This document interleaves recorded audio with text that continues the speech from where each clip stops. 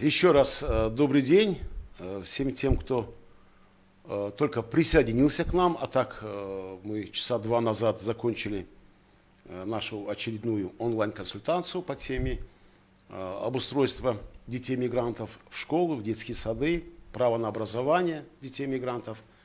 И вот у нас очередная тема, как вы обещали, обратно вы у нас в студии «Форум мигранта».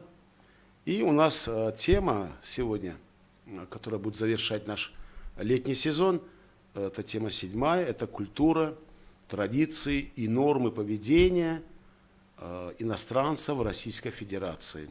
Тема очень актуальна, потому что от ассимиляции, социализации наших трудовых мигрантов в российской среде, среди российского населения много чего зависит. И карьера, и успех, и достижения в науке, в спорте, в культуре, в бизнесе. От этого много чего зависит, поэтому знание и уважение традиций и обычаев той местности, в которой ты находишься, работаешь, это прежде всего превыше, возможно, иногда в некоторых случаях от других аспектов.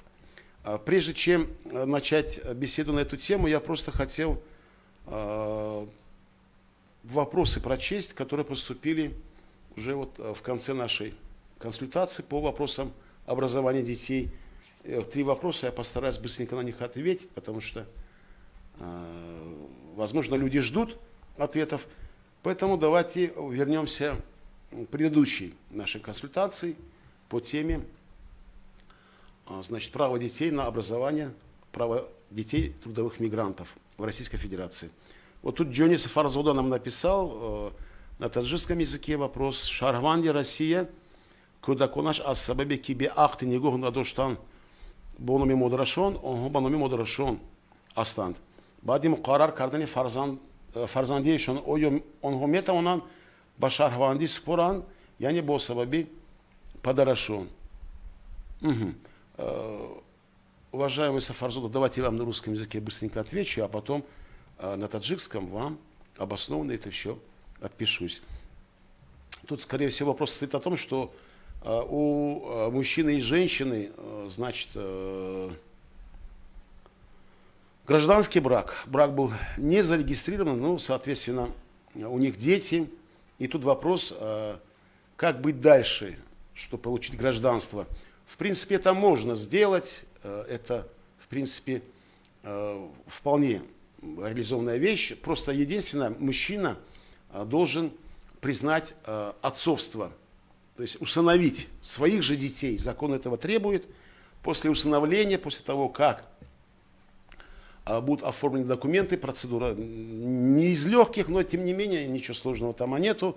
Когда на законодательной основе будет признано отцовство этого человека над своими усыновленными же детьми, соответственно, вступает в силу то понятие юридическое о том, что он является законным отцом. И, соответственно, все привилегии, которые даны отцу, они автоматом переходят на его детей. Поэтому ну, гражданский брак сегодня он моден, но тем не менее есть вот такие нюансы, когда человек попадает в такую иногда сложную ситуацию. Поэтому, конечно, лучше, если ваш брак будет оформлен юридически. Равшан Кадыров также пишет нам: спасибо за организацию консультации, спасибо, Равшан Джон, и вам за то, что нас смотрите. А зачем занимать время рассмотрением законов? Ведь мигранту это не надо. Лучше ответить на больше вопросов. Равшан Джон, наша основная цель — это все-таки онлайн-консультации, правовые консультации, правовое содействие. Для того, чтобы человек, находясь за пределами своей страны, тем более, если это трудовая миграция, как бы это все было на правовой основе, чтобы он находился законно на этой территории и занимался законной той деятельностью, которой он решил заняться. Поэтому знание основ, хотя бы знание законов, которые регулируют тот или иной вопрос, он очень важен. Надо уметь иногда и себя защищать, потому что консультации не всегда бывают доступными. Поэтому прежде всего человек должен себе помогать сам. Мы только содействуем, мы только даем направление, рекомендации, не более. Поэтому я настоятельно рекомендую все-таки изучать, хотя бы прочитывать законы. На нашем сайте есть специальный раздел, который называется «Законодательство Российской Федерации и Республики Таджикистан.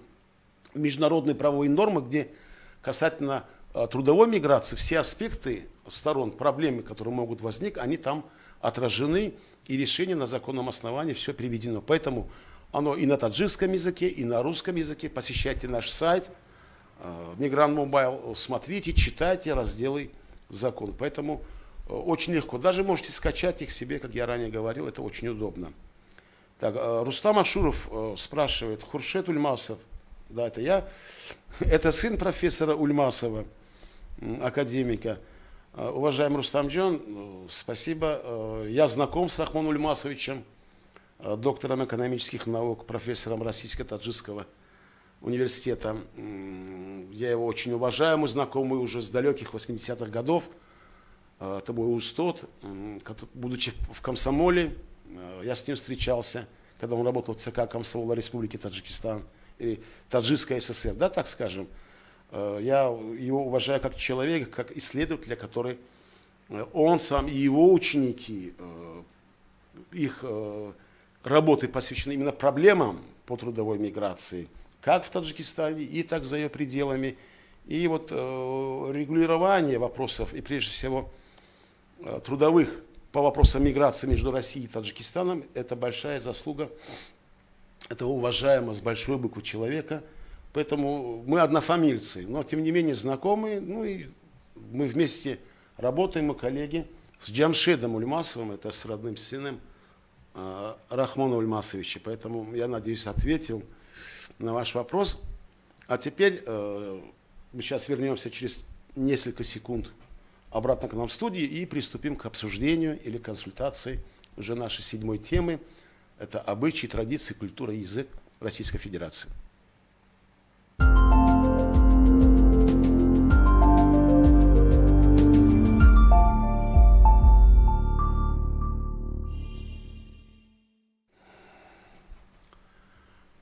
Тема 7-я – это культура, традиции, нормы поведения гостей, иностранцев в Российской Федерации. И вот здесь я бы хотел отметить, что манеры поведения, культура общения в самом обществе лежат на основе этикета. А что такое этикет? Это такой общепринятый стандарт, ну, который иногда и меняется, между прочим, в силу технического прогресса, вот, глобализации, ряда других социально значимых аспектов. Но, тем не менее, для каждой нации присущи вот эти этнические правила поведения. Российская Федерация – это прежде всего многонациональная, многоконфессиональная страна, но тем не менее там можно наблюдать единые, так скажем, да, этические нормы, которые основаны, ну, прежде всего, конечно же, на взаимоуважении, на вежливости. Первое, с чем наши иностранцы и наши трудовые мигранты встречаются или ассоциируют в себя россиян, это, конечно, несомненно, это общепризнано, это широта русской души. А поскольку на формирование национальной культуры влияют именно люди, это социум прежде всего, то эти черты характера сыграли огромную роль и в становлении, и в развитии самой Российской Федерации. Вот как раз таки об особенностях, ментальностях, традициях и много другом полезном сегодня буду говорить с вами я. На онлайн-связи Ульмасов Хуршет, руководитель проекта информационно-познавательный портал Мигрант Мобайл, политолог. Ну, через несколько секунд обратно вернемся в студию.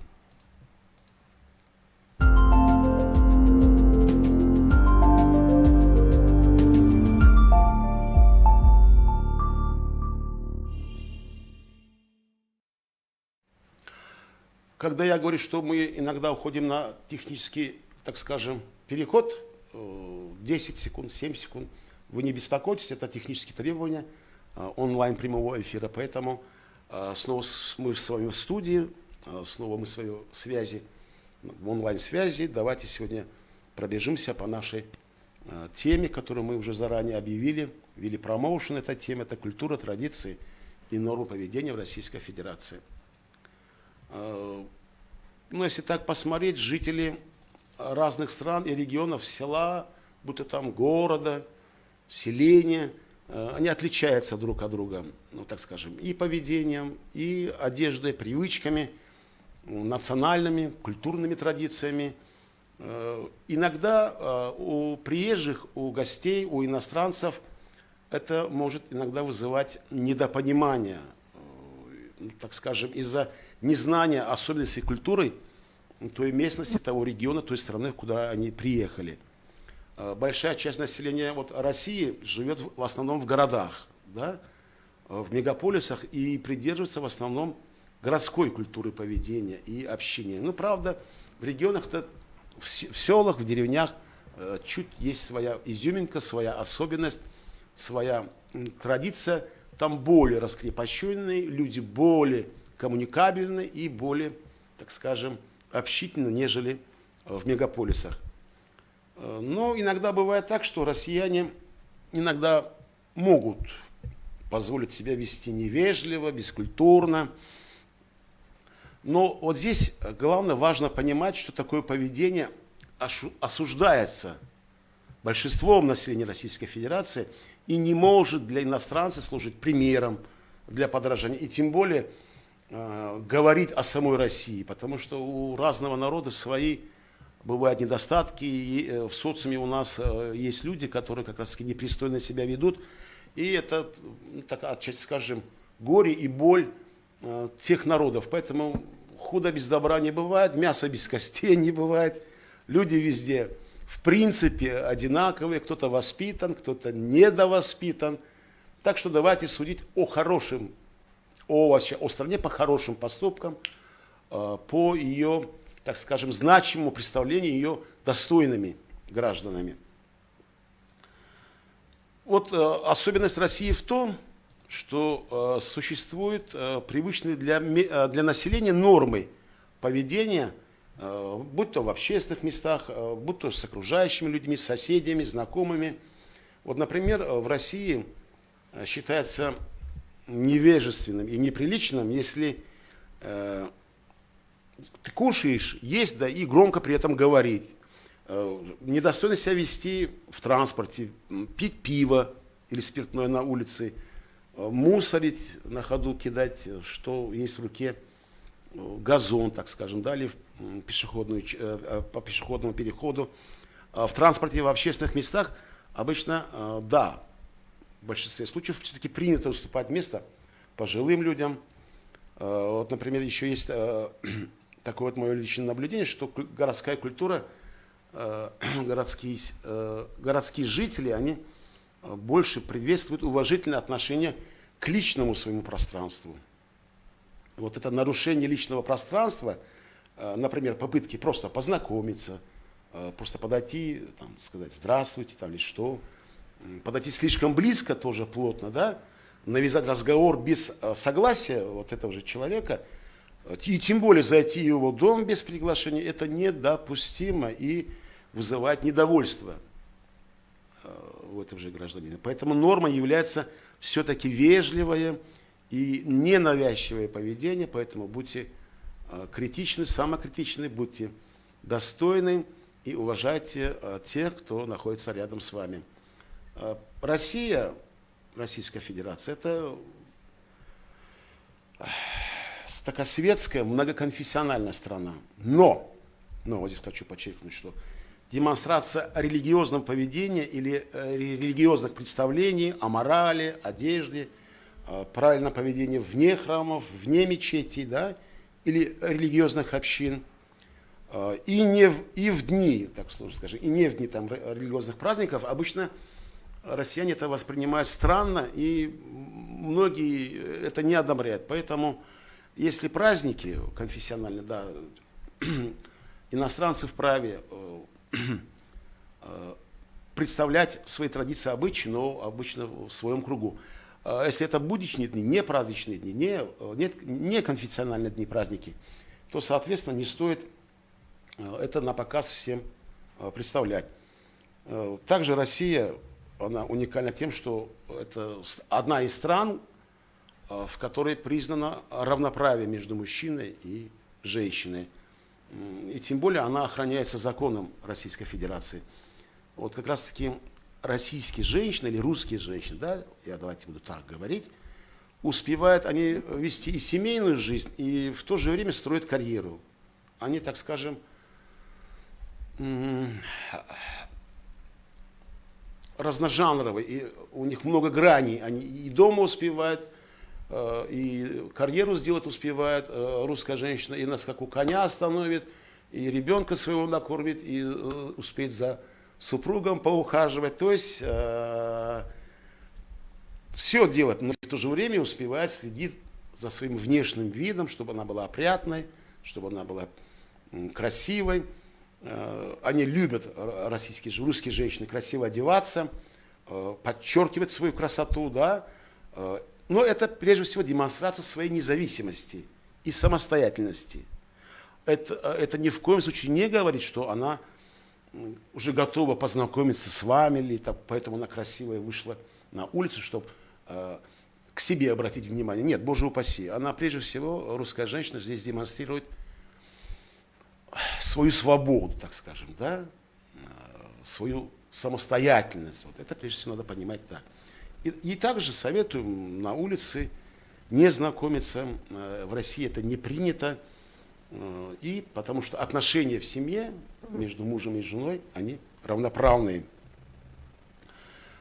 Вот касательно детей в Российской Федерации, как и мальчики, так и девочки обязательно должны получать образование в школе. А затем при желании кто-то идет в колледж, кто-то в университет. В России очень строго за этим следят. В России не принято использовать труд детей. Вот здесь нашим трудовым мигрантам стоит над этим задуматься. Нагружать детей тяжелой работой по дому и помощью родителям, условно скажем, да, на работе. То есть дети должны быть свободны от труда, и они не должны как бы привлекаться к труду, тем более, если этот труд тяжелый.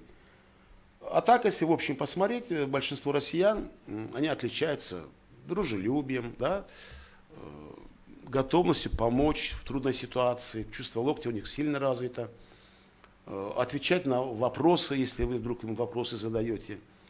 И вот тут такая рекомендация вот нас, тех, кто вас консультирует, это все-таки для того, чтобы быстрее ассимилироваться в социальной среде России,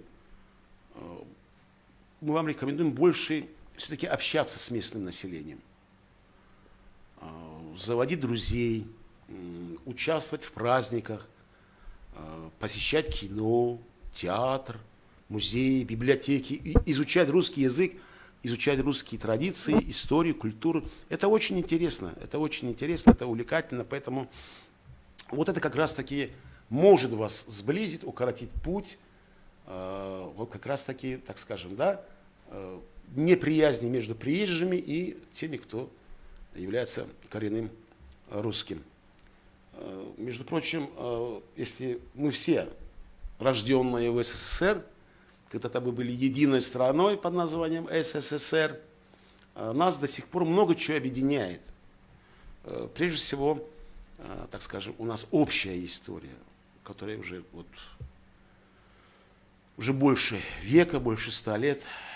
Надо подчеркнуть, что россияне с большим уважением относятся к памяти о подвиге народов Советского Союза, о подвиге героев Великой Отечественной войны.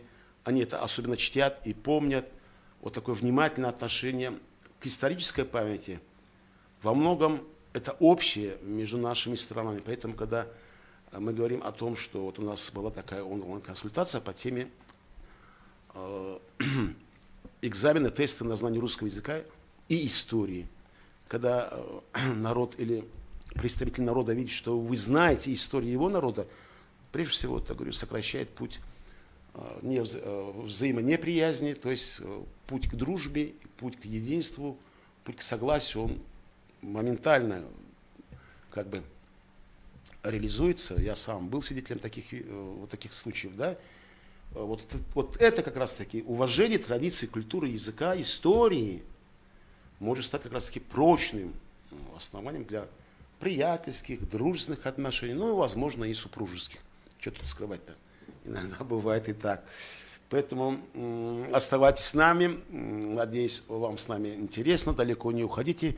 Через несколько секунд мы к вам вернемся.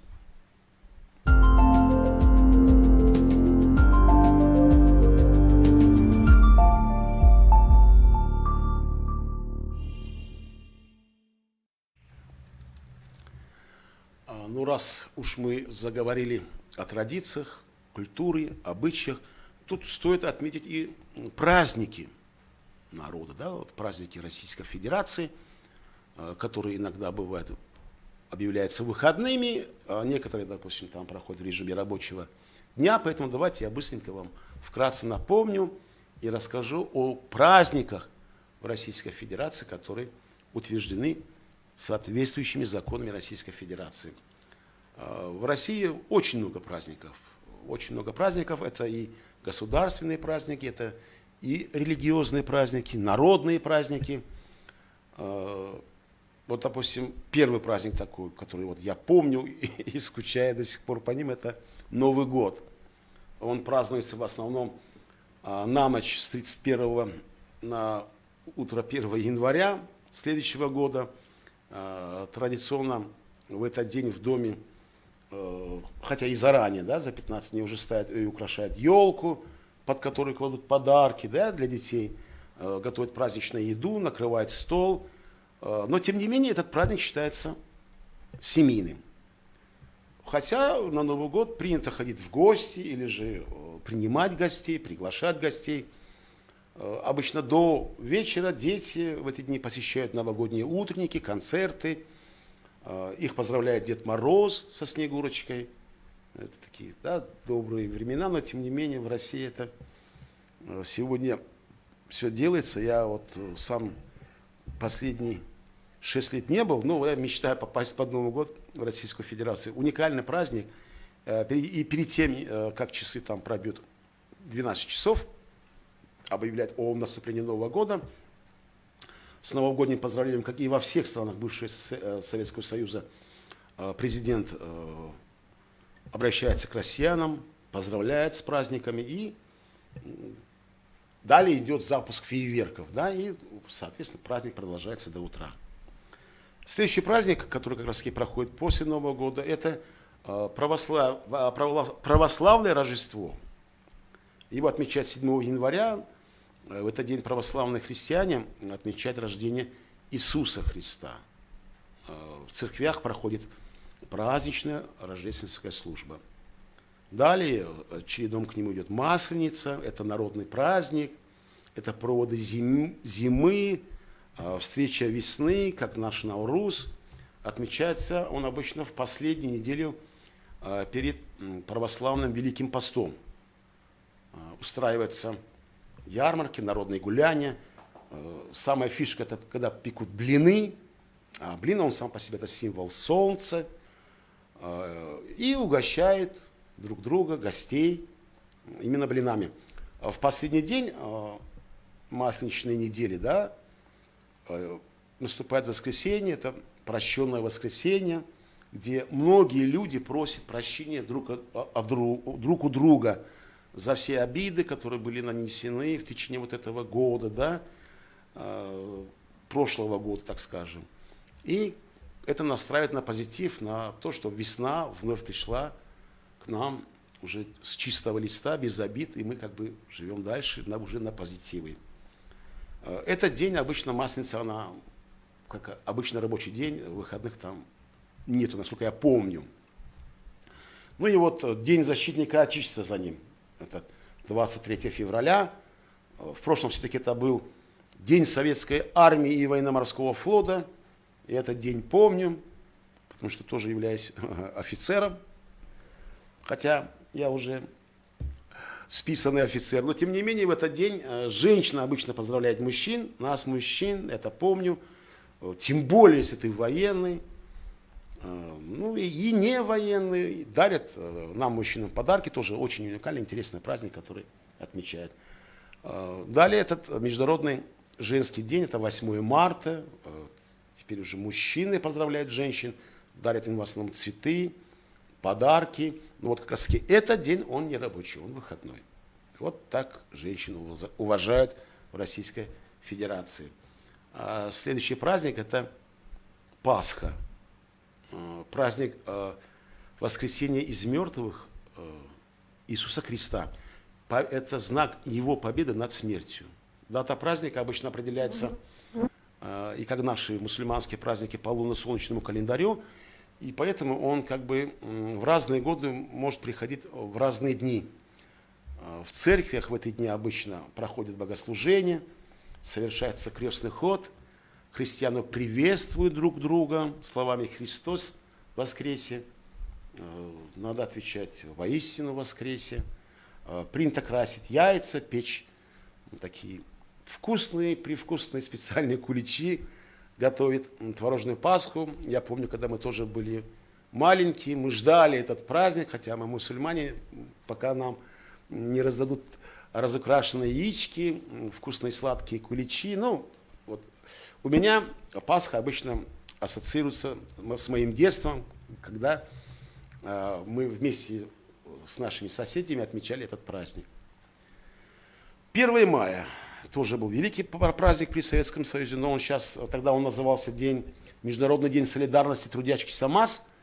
Сейчас он называется праздник весны и труда, но тем не менее 1 мая это выходной день для россиян.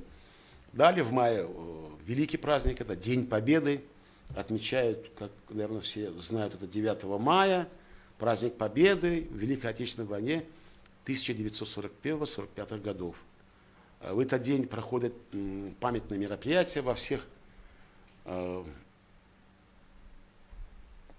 кругах общения, вспоминают о погибших, о героях, кто дал возможность нам сегодня существовать, жить, работать. В этот день в Москве на главной площади Российской Федерации, на Красной площади проходит парад Победы, который многие смотрят, он транслируется во все страны мира, и его вспоминают как один из великих праздников. Принято обычно в этот день также возлагать цветы к мемориалам, к памятникам солдатам, которые погибли в эти года. Да, мой дедушка тоже был на войне с 42 по 45 год. Он был тоже орденоносцем. Помню эти времена, помню его фотографии. Ну, есть что вспомнить. Великий праздник, поистине великий праздник. Далее отмечается День России. Он 12 июня отмечается. Именно в этот день, в 1990 году, была принята декларация о государственном суверенитете Российской Федерации. Организуются праздничные мероприятия, концерты. 1 сентября, как и у нас, в России, День знаний. Это начало учебного года. Школьники, студенты начинают занятия. Обычно в этот день принято поздравлять родителей, принято поздравлять первоклашек, тех, кто окончил школу, дарить им цветы. День народного единства. Его отмечают 4 ноября.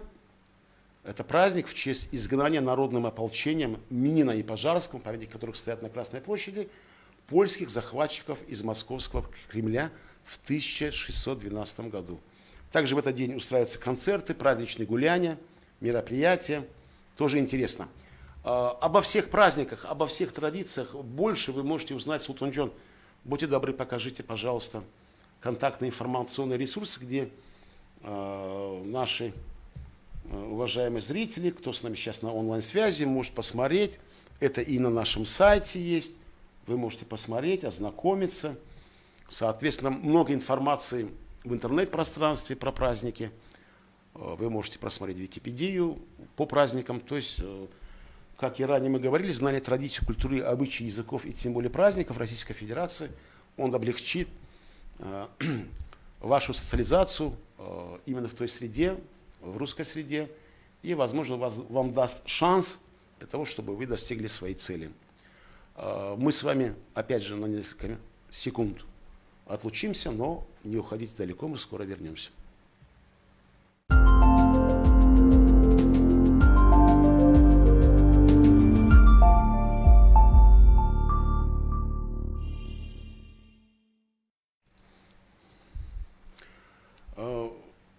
Я бы просто хотел в конце показать вам, продемонстрировать, Султанджон сейчас нам это сделает, значит, пока он готовится, я вам вкратце расскажу, что на нашем портале, когда вы вводите главную страницу, это информационно-познавательный портал Migrant Mobile, www.migrant-mobile.com. Султанджон, пожалуйста, вводите в главную страницу, покажите нашим зрителям. И есть внизу, чуть ниже, правила поведения в Российской Федерации. Да? Оно и на таджикском, и на русском языке. Султанджон, вошли вы, наверное, да, вот о правилах поведения иностранного гражданина в Российской Федерации. Да, Султанджон? Вот мы здесь, видите, вот мы такие маленькие, так скажем, да, блоками даем основные свои рекомендации. Вот первая рекомендация наша, это каждый иностранный гражданин, находящийся в Российской Федерации, должен соблюдать и уважать законы, обычаи и традиции страны своего пребывания.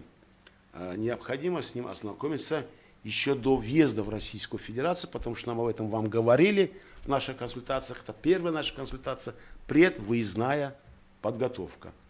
Далее, чуть ниже, мы говорим, как правильно себя вести на улице. Это прежде всего не доставлять неудобства и неприятности окружающей среде, окружающим.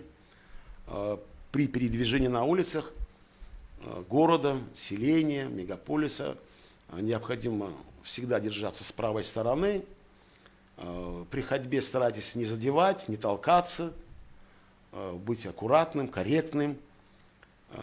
Не оборачивайтесь никогда и не провожайте взглядом проходящих людей, а также громко не комментируйте их внешний вид, их походку, или же, так условно скажем, их внешний вид. Главное, старайтесь не привлекать внимание окружающих слишком таким громким разговором, смехом, или же вот, идти и громко говорить по телефону на незнакомом русском языке. Это, конечно, вызывает неудобство и дискомфорт. Дальше у нас, да, Султанджон, это распитие спиртных напитков и курение в общественных местах в Российской Федерации запрещены законодательно, а также разбрасывание мусора вне урны и в неположенном месте. Гражданин за это может быть, иностранец за это может быть привлечен к административной ответственности. Будьте осторожны. Далее, особенно стоит об этом помнить и знать, что в отсутствие родителей нельзя общаться с чужими детьми, а также проявлять к ним какие-либо знаки внимания. Даже если у вас хорошие побуждения, намерения у вас добрые, но тем не менее это может расцениться как домогательство до ребенка. И результаты, они непредсказуемы. Поэтому будьте осторожны в высказываниях, тем более физическое приближение к этому же ребенку, если нет рядом его родителя. Также, находясь в общественном транспорте, главное, опять же говорю, не спешите. Есть такая ментальность, когда садимся в самолет или в автобус, или на поезд, мы обычно толкаемся и стараемся залезть вперед. Или обратно же, слезть, вылезть вперед. Поэтому вот это такая большая проблема, мы за этим часто тоже наблюдаем. Поэтому, находясь на транспорте, не спешите прежде всего, не расталкивайте окружающих. По возможности и при случае, конечно же, уступайте место пожилым, инвалидам, женщинам с детьми, людям с ограниченной возможностью. Поэтому будьте внимательны, будьте корректны, будьте уважительны, также к вам уважительно будут относиться. Следующая наша, так скажем, наша подсказка или, так скажем, наша рекомендация.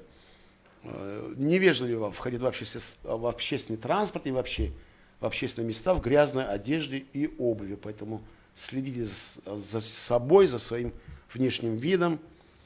Также нельзя перевозить красящие, колющие, режущие предметы, Как раз таки вот в метро полицейские, они могут на это обратить внимание, возможно, потом у вас и проблемы возникнут.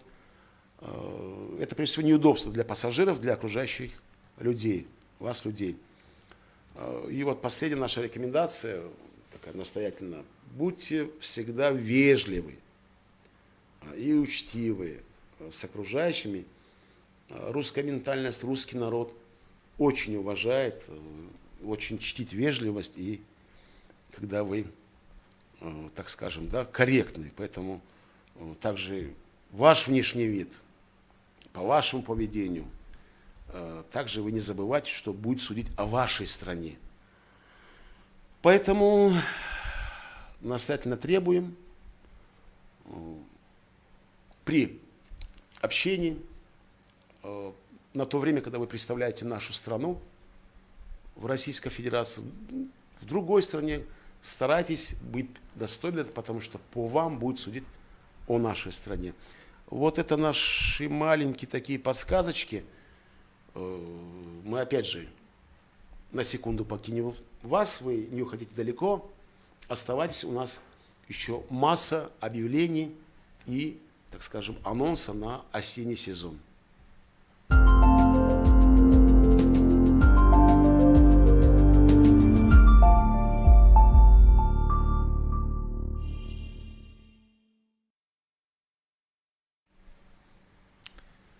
Уважаемые друзья, пришло время попрощаться.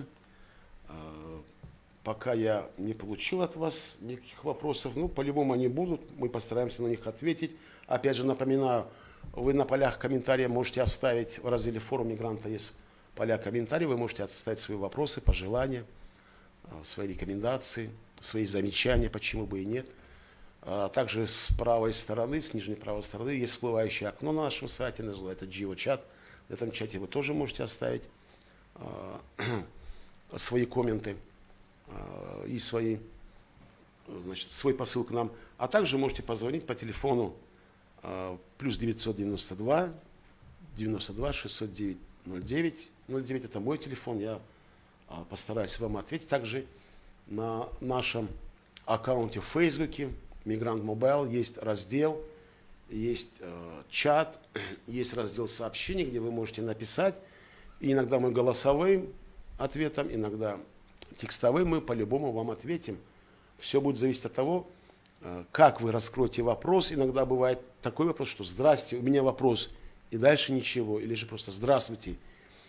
Тоже непонятно, вот как быть в этом вопросе, поэтому желательно. Или пишут «Мне нужна работа». Мы неоднократно говорим, что работой мы обеспечить не в состоянии, не можем, и мы не полноправны в этом вопросе. Мы только даем рекомендательные, консультативные, оказываем рекомендательное, консультативное содействие, если вдруг у вас возникнут какие-то вопросы. Поэтому это была наша 7-я, последняя в летнем сезоне онлайн-консультация, но тем не менее мы далеко не уходим. Вот на нашем интерактивном модуле «Форум мигрант» такой маленький отпуск до 4 сентября, где осенью мы начнем наш осенний марафон, осенний сезон. Вот поэтому команда информационно-познавательного портала Migrant Mobile как бы заканчивает летний сезон. Но напоминаем, что 30 числа у нас будет конференция. Вы обязательно посмотрите, следите за нашими объявлениями. Тема социальные и экономические аспекты трудовой миграции. Мы эту тему обсудим с консультантами. Будет очень интересно. Также будет в 12 часов в понедельник. Значит, на этом же разделе, на этой же онлайн-площадке. Поэтому будьте с нами. Это будет интересно. Мы обещаем, мы будем стараться. А команда нашего информационно-познавательного портала Migrant Mobile, форум мигранта, с вами как бы временно говорит «до свидания». Я просто хотел представить вам тех людей, которые помогали мне весь этот летний сезон. Наверное, вы их сейчас видите, да, их фотографии. Это вот в середине Усманов Султунджон, это наш мультимедийный специалист, это наш, значит, специалист по коммуникативности. Слева от вас находится Хурсанджон Ульмасов, это наш фото-видео специалист, человек, который обеспечивает связь. И в середине у нас Хусрав Ульмасов, наш исполнительный продюсер и наш режиссер эфира. Опять же говорю, цель наша, прежде всего, это, конечно же, обеспечение коммуникативности, организация коммуникативности, обмена вашими мнениями, ваших взглядов с нами, с администрацией сайта, которая поставила перед собой цель – это быть полезным нашим соотечественникам, которые находятся вдали от Родины. Также мы приглашаем к коммуникативности по вопросам, конечно же, трудовой миграции организации, будь то государственные, будь то общественные, сообщества, диаспоры, специалистов, консультантов, просто гражданских активистов, самих трудовых мигрантов, членов их семей. Вот именно пообщаться, которые бы вот на этом нашем форуме вели активный диалог и находили бы решение каким-то возникшим вопросам. Напоминаю еще раз, что с сентября мы начинаем наш осенний сезон.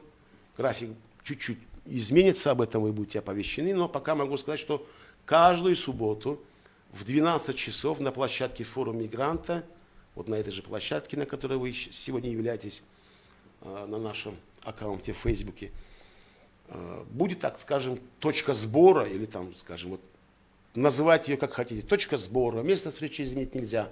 Форум мигранта, вот на этой площадке мы будем встречаться.